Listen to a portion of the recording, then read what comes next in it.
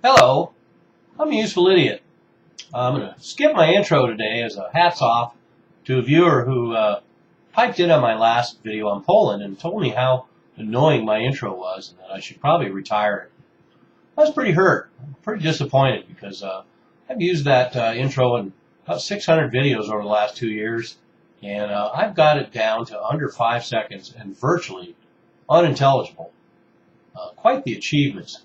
And not only that, I think the intro to the Poland video particularly was some of my finest work in the genre of intros. But that said, let me talk about today's topic, pot and Washington State and Colorado, pot and the government in the pot business. And as you can see, I wore my atypical Seattle hipster swag in order to make this argument all the more convincing. So let's talk about this. I'm getting some signals from what I see happening in Colorado and here in Washington State, the two states that have legalized recreational pot so far. And there's about 13 other states that are considering it right now, and even New York is going to allow medicinal pot, and California is considering legalizing it. So this will continue to grow as the other states see what's going on in Washington and Colorado. And so in Colorado, what did we see? We saw 4-hour lines. We saw distributors and retail outlets actually running out of product. And we saw $1 million generated on just the first day. And the most disturbing aspect, we've seen prices going up to around $400 an ounce. And so there's some problems here. First of all, $1 million the first day, one thing that's going to do is going to expedite all these other cities and states lining up really fast when they get a whiff of this kind of money that can fix their broke-ass governments. So that's one thing we take away from Colorado in $1 million first day. And then we have to look at the fact that the 4-hour lines and the running out of product. Well, that's a phenomenon, of course, the first day. This is a very monumental occasion, and this shouldn't be a trend for the future. Although we could see it for a while, and that could only help to possibly drive prices up. And $400 an ounce is not so bad in itself. There's a lot of what they consider the chronic out on the market, and $400 an ounce is not out of the question. It hasn't been for many, many years. But when you're talking about a legalized business with retail shops and then the government involved, the price should be going down. Price needs to go down for obvious reasons. They're competing against the black market. And then in Washington State, one of the problems we see is the bureaucracy and the regulations and all the testing. The testing here is going to be more rigorous than even the testing on food, air, and water in the state. They're really making this business jump through the hoops, and regulations are piling up. The bureaucracy, the high-paid bureaucracy, is piling up. And then we also have the issue of medical and versus retail, recreational. And right now in both states, medical is not taxed, and recreational is taxed very heavily. And that could create a problem because if prices continue to go up in the retail market, it's only going to drive people back into the medical market. We have a very thriving medical market here, including home deliveries, either online, with catalogs and or by the phone.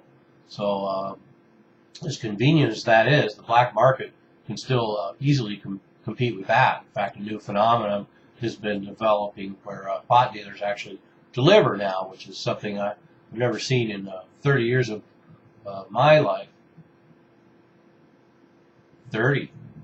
And the other thing is they talk about the free market may drive prices down. But right now, as long as the government's so heavily involved, it will drive prices up, not down, and it's not really a free market. The fact that there's a 15% sales tax and a 15% excise tax, and that's in Washington and Colorado. And because it's a sin tax, I can guarantee they're going to continue to raise those taxes. They raise taxes on all those things that people have to have and have to have more of. That includes gasoline, that includes their internet, that includes their cable, that includes cigarettes, that includes alcohol, and so those are the things that the taxes will continue to go up on, especially as I say, when they see the kind of money that's being generated here. And the other part is that they talk about a tourism industry, and there's a lot of out-of-staters that are going to Colorado right now to buy pot, and that will probably continue too. But they're not going to be able to create a tourist industry like Amsterdam because they don't have outdoor where you can't smoke in the outdoors. You can't smoke in your car. You can't smoke in your hotel room. You can't smoke in restaurants and bars, and so that will restrict a tourist industry per se.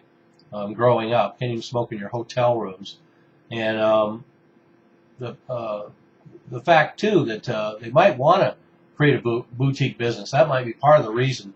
Maybe the federal government is allowing this. So it's just a whim on my part, but just the idea that they could create a boutique business in a luxury item market, so that a lot of people will be priced out of this market. But the fact is, like as I say, there continue to be a black market. The black market will probably thrive, and that's one of the real problems with the government getting involved in this pot business. Is it's instead of eliminating the black market, the black market is going to continue to thrive, and the idea as well that they're going to keep marijuana out of the hands of minors as a pipe dream, so to speak. Kids easily can get alcohol, and have always been able to get alcohol, and they can get pot, and they'll always be able to get pot. It's easier for kids to get pot these days than adults, I'm sure. It's probably just as easy for them to get pot as it is to buy a quart of milk. And there's a whole array of other problematic issues that happen because of this this new industry. And theoretically, Colorado and Washington will watch each other, and all the other states are watching so that they can address these issues. One of them is how do the police replace their cash cow? The war on drugs has been a huge cash cow with seizure and confiscation, and it also has been a very excellent tool for them to use in the place of a real law and justice system. They can use the drugs to justify just about anything. So how is the police going to replace that cash cow?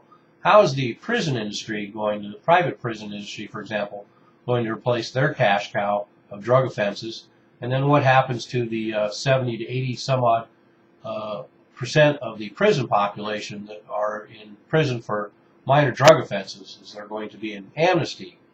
And then another question is, are they going to change the laws about drug testing? Right now, employers can drug test you, and you can be fired or denied employment if you test positive for marijuana. And yet, of course, none of these industries test people for alcohol, and that doesn't really seem fair.